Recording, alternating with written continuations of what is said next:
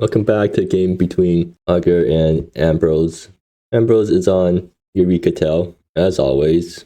And they get a hand with, I guess, turn 2 Cursey Glance and then turn 4 answer Midnight's Call. Maybe they get a ramp piece or something. Then Augur gets a hand that has 1 land, but a bunch of stuff. I think they do keep this. But no, Augur just mulligans it. And they get a hand that doesn't have any creatures, so it's probably not keepable, but going to 5 is also not that good. Well, Augur has to go to 5 anyways, and they get, 1 land hand, so it's basically just a worse version of their 7-card hand, but they're going to have to keep this now. On the bright side, at least they have a bunch of options. I think they just bottom 2 creatures, and then they still have 2 Prowess creatures plus 2 Fire Bursts. That might be enough to just get there. Emerald starts off with the tap Precursor Sanctum because they have no turn 1 play. And they manage to flip a Forest Fellowship off the Precursor Sanctum. So probably not what they're looking for. They'd rather flip one of their top end Planeswalkers. The Forest Fellowship is a decent consolation prize if Answered Midnight's Call doesn't do it, but probably will. Augur plays out their Nebula on 3 colors because that's their only land, so they need to get all 3 colors here. And plus life doesn't really matter in this matchup. Because if Ambrose manages to cheat one of their things in, then Augur just loses. Ambrose doesn't have any turn 2 plays. Well, I guess they have Cursey Glance. But yeah, they don't have any turn 3 plays. They can keep up Cursor Glance this turn, then hope to draw something next turn. Then again, if Augur misses a land drop, then Cursor Glance just delays Augur by a turn. Get through the Ashen Gate, so that's 2 spell casts for them, which is really good. Unfortunately, Master Retreat Path only triggers once per turn, so Augur can't do something like do Ashen Gates twice to trigger Master 2 times this turn. They're going to attack. Are they going to Fire Burst? No, they'd rather just play out another creature this turn. And I guess Ambrose is going to counter this. Yeah, Ambrose is fetching right now for an island probably, so that they don't take as much damage. And then they're going to Cursor Glance and Master 3 path. Ambrose untaps and draws Seek Prophecy. That's something that they can use to find something to do on 2 mana. Another Cursor Glance. Yeah, that's exactly what Ambrose wanted, because they can Cursor Glance again this turn by playing Lush Oasis. Wait, Ambrose is going to put Turi into their hand. Well, I guess it's fine too, because there's no way Augur can kill Ambrose this turn, and the next turn Ambrose answers Midnight's Call, puts in Turi, and gains 8 life, which probably puts them out of range of whatever Augur's trying to do. And yeah, Augur still doesn't draw a land, which is not good for them, because they would really wanted to play another land this turn. Augur just drops Master of the 3 path, and Ambrose lets it resolve. Ambrose taps, and they get to play Answer Midnight's Call, and there's nothing Augur can really do about it. Valyria is going to -5, which draws Ambrose 3 cards and allows them to free cast a spell. Ambrose free cast Tyrants of True Roots, not Turi.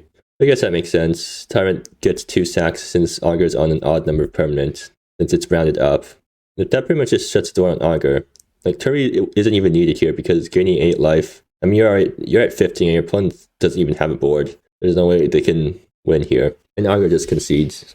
So, pretty unfortunate draw for Augur there. They just didn't get the land and never got the speed that they needed to pressure the combo deck before they got their turn 4 Answer Midnight's Call. Looking at the sideboard, Ambrose is definitely looking to bring in Dan Unassailable, and probably some more counter spells too, because Cursor Glance is really good, Pearl Factor is also pretty good. Now even Spell Pierce and Neutralize, because Augur does have a lot of spells.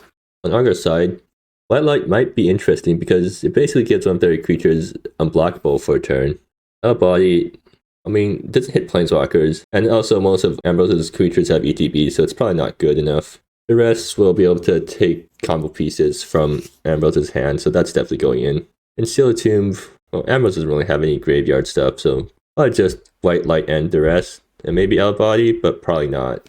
Going into game 2, Augur's on the play and gets a hand with 1 land yet again, and only 1 creature, or 2 creatures, but one of them is a 2-drop. Was Augur going to try to mulligan into a better hand yet again this game?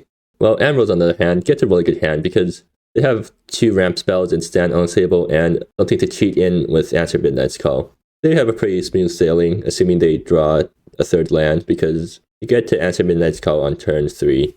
Augur mulls to try to get something that's faster. They finally get a hand that has more lands, and even has a creature plus 2 spells. I think they're definitely going to keep this and bottom of the lands. Yeah, they bottom the fetch land. So Augur gets to start off with turn 1 Master to 3 path. And meanwhile, Ambrose doesn't actually get to do his turn 1 Seek Prophecy that they drew because Shifting Grove doesn't make colored mana on the first turn. Ambrose is going to play Shifting Grove anyways because, yeah, they need to make colored mana next turn. Through the Ashen Gate. Okay, that will let Augur get in some extra spell casts, but no, they'd rather play out Centered Acolyte now instead of playing out their spells right now. And that makes sense. They want to get in their creatures under Ambrose's counter spells because Cursed Glance can't counter spells, but casting spells still triggers the Prowess abilities, even if they get countered. Ambrose gets Lush Oasis, which is not very good here because they really want an untapped land for turn 3. Oh no, they can just ramp into a forest and then that'll let them get untapped Lush Oasis. I think, yeah, Augur is kind of in a bind here because Ambrose has Answer Midnight's Call lined up next turn. And there's no way Augur can do enough damage to really pressure Ambrose after Ambrose cheats out Valeera, right? Ambrose can Valeera -5 and free cast down unassailable, or they can just Valeera -3, get a giant life-linking blocker, and there's no way Augur can really get through that thing. Guess this is where Albei experience be useful. Okay, yeah, Ambrose is just going to Farseek now. I think right now Augur is just looking to get as many spell casts as possible. Yeah, Center Acolyte is super scary with through the Ashen Gate, because that's 2 spell casts right there for 1 mana. I mean, Augur can just dump their entire hand right now, and that's 4 spell casts. What does that do for Centered Acolyte? That gets them 4 Centered Acolyte tokens, actually. Master Prix Pass only gets 1 trigger, but that's fine. So it seems like Augur is going to only go for 3 spell casts this turn because they want to save one of their spells in hand for Centered Acolyte next turn to buff their board. So Sword and Board hits Ambrose in the face for 2, plus from their creatures for 2, so that's 4 damage for 2 mana, plus all the Prowess triggers. And then Fire Burst or through the Ashen Gate. I think through the Ashen Gate it's probably better because basically lets them hold up a free spell whenever, because through the Ashen Gate in Graveyard means that they can flash back at any time to get a Prowess trigger. And plus, Augur doesn't really want Ambrose to draw extra cards right now. Yeah, they're going to through the Ashen Gate. I guess the question now is, does Augur flash back through Ashen Gate right now to get 2 more damage in? No, Augur's going to keep through Ashen Gates in yard. Now Ambrose untaps, and they can Valeera -5, draw 3 cards, free cast a second Valeera -3 it, get a giant life-linking token. And the life-linking token would gain Ambrose life, and it has first strike too, right? Yeah, so that's going to gain Ambrose 8 life. That means Ambrose has basically 15 life at play here. And Augur can only really, well, all the creatures get +3/+3.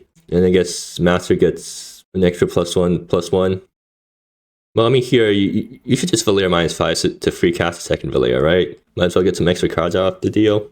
No, Ambrose is going to just -3 and make the token now. They're not going to try to draw more cards. I feel like that's a mistake because, I mean, what else is Ambrose going to do with the Valeera in hand? They can't cast it, so might as well just recast a second Valeera to get value off the other Valeera that's stuck in their hand right now. But yeah, now Augur draws a land, which is not what they want. You can still crack the clue though, and still have 2 mana left over, so that's 1 mana Fire Burst plus another mana for if they draw a 1 mana spell. Augur is going to 3 Ashen Gates now. I feel like they should play the land and crack the clue first in case they draw into a 1 mana spell. Oh, wait, never mind, for the Ashen Gate. Right, massive 3 pass lets you tap creatures, and that's lethal, right? I didn't notice the tap ability on massive 3 pass. I guess that's why this card's so good, because it buffs itself at worst, and then if opponent has a thing, you can tap stuff. And yeah, that thing answers Valeera really well. Answers single tokens really well. Now we're going to have to go to game 3. A massive 3 pass really playing in work there. But this time Ambrose is on the play. I don't think they can keep this hand. It's too slow. They do have 1 stand unassailable, but stand unassailable isn't that good against Augur's deck because it's a way to gain life that doesn't affect the board. So you can stand unassailable and gain some life, but if you don't answer Augur's board, they just swing in with a bunch of Prowess creatures again next turn. Augur's hand doesn't look that good. They need to mulligan because they have no other threats. They don't have a single Pupil of Lightning. Ambrose mulligans and gets an even worse hand because they only have a single Seek Prophecy and answer Midnight's Call with nothing. So I think Ambrose has to go down to 5 here. Meanwhile, Augur gets an excellent hand, actually. Well, not excellent, but pretty good because they have a single spell, but they also have 3 creatures. So they can just go Master, Centered Acolyte, Fire Burst, and Raptured counters back to Fire Burst. And if Ambrose doesn't have a way to deal with that, then Augur pretty much just wins. But Ambrose is going to keep their 6, and I guess they're hoping to find something off Seek Prophecy to bail them out. So a hand like this is kind of troublesome for Seek Prophecy because Ambrose needs both a cheat target and some way to stay alive or a ramp spell. I guess there's a decent amount of stuff that they can find off Seek that would be decent, but not good enough on its own. Yeah, Ambrose grabs a Valeera, but now they have no way to stay alive until answer Midnight's Call. Augur draws another Fire Burst, which is really good for them, because now they have some more spells to use with their Prowess creatures. Augur has the option of either a Rapid Counter or a Massive 3 Pass. I think Augur's just going to lead off on Massive 3 Pass because it gets permanent counters, so you might as well get it out early to start growing it. Ambrose draws Into the Woods. Okay, that's really good for them because now they do get the turn 3 Answer Midnight's Call with Valier. And maybe this time Augur won't fall into the same trap of making a single big token that gets tapped at Massive 3 Path. And Ambrose fetches Left Oasis. Augur's probably going to play Centered Acolyte this turn. I mean, they can also go for Rapid Counters plus Flamewaker, but Centered Acolyte seems better. Might as well use their mana now, right? No, Augur's going to attack with Master first. Are they going to cast any spells? I don't think so, because on top of only being able to buff a single creature, Fire Burst also draws opponent a card. Augur really doesn't want to be giving Ambrose answers right now. So yeah, Augur plays out 2 creatures instead of a single Centered Acolyte, which makes sense. Centered Acolyte tokens have summoning sickness, and the game's going to be ending soon anyways. Ambrose draws Farseek, and they have Answer Midnight's Call on Valier. This game's playing out pretty similarly to how last game played out, except this time Ambrose is on the play, so they get to Answer Midnight's Call before Augur gets attacked with their turn 2 creatures. Massive 3 Pass will still be able to deal with the Valier token, so maybe Ambrose does something different with Valier this time. And yeah, Ambrose can afford to do something different with Valier because they're on the play, so they're still at 19 life. They can afford to +2 Valier and kill the Massive 3 Pass. And then Augur's in trouble because Ambrose can just -3 Valier next turn, and now they have no way to tap the giant life-linking token. And yeah, there's Answer Midnight's Call, there's Valier, and there's +2 on the Massive 3 Path. Yeah, Ambrose not making the same mistake as last time. So what can Augur even do here? Not dive into Valier next turn. Actually, Augur can just try to kill Valier. If that happens, then I think that actually works well for Augur, because Ambrose has nothing else in hand right now. I mean, they can always draw into more stuff, but dealing with their single big threat means that Ambrose is kind of in trouble because they need at least 2 cards to get their threats out. Like, they need a card to cheat out the threats plus the threat itself. So it's very unlikely for Ambrose to get their threat out if Augur kills the Valier here. But I guess Augur has to use Fire Burst to kill the Valier, which means that Ambrose gets more cards to work with. Actually, can Augur kill Valier with a single Fire Burst? So Flamewaker, they can activate the Flamewaker ability. And then Fire Burst deals 4. So 4 and then 2, 3. That's still not enough to kill Valier. Yeah, Augur needs to use 2 Fire Bursts to kill Valier, which is kind of annoying for them. But I think the best play is just to kill Valier. Extra cards from Ambrose be damned. Just hope Ambrose isn't drawing to a way to stabilize. Well, on the bright side, at least Augur can point the second Fire Burst to face, because the creatures will be big enough to... No, they have to point the second Fire Burst at Valier too. Yeah, so Valier just ate up 10 damage, which is more than unassailable. And yeah, Valier dies. I guess the bigger trouble for Augur is that they play out their spells without playing out Centered Acolyte first. Well, I guess if they play out Centered Acolyte instead of the 2 guys, then they can kill Valier. So Ambrose draws another land, but they get to play out Precursor Sanctum, and they can activate Precursor Sanctum next turn anyways. I guess Ambrose is just hoping to flip something good off the Precursor Sanctum that would save them. And Augur has already used a bunch of resources to deal with Valier, so now they don't have as much damage coming into face. You can still Rapid Counters back a Fire Burst, so that's 3 spell casts. That's still a bunch of damage to Ambrose's face. 9 damage to be precise. But then Augur needs to find some way to get over the finish line. Oh, Ambrose flips the Answer Midnight's Call. Yeah, that's not good for them. They didn't find something to cheat in off the Precursor Sanctum. I guess all Ambrose can do now is ramp and hope to top deck one of their cheat targets next turn, because they do have Forest Fellowship. Ambrose fetches Pool of Light. So it would be a good draw for Augur here. Actually, a land would be pretty good. Yeah, a land would be pretty good here, because now they get to play out Centered Oh, no, they don't get to play out Centered Acolyte plus 2 spells. But is it worth it just playing out Centered Acolyte anyways and try to push damage next turn? No, right? Because Augur doesn't know that Ambrose has nothing under Precursor Sanctum. For all Augur knows, there could be a Turi hiding under here, and well, if there's Turi hiding under Precursor Sanctum, I think Augur just loses anyway, so they have to play around. Yeah, they decide that if there's something good under Precursor Sanctum, then they lose anyway, so they may as well play around the case where Ambrose doesn't have the win. Yeah, Vergassa's Flamebreaker deals 1 more damage. Not very impressive, only 3 damage, but if Ambrose doesn't have an answer next turn, then Augur gets 3 spell casts with Centered Acolyte, and I think that probably just seals the game. Is it lethal if that happens? I mean, Fire Burst, oh, okay, never mind. Ambrose top decks exactly what they need with Time Tributes.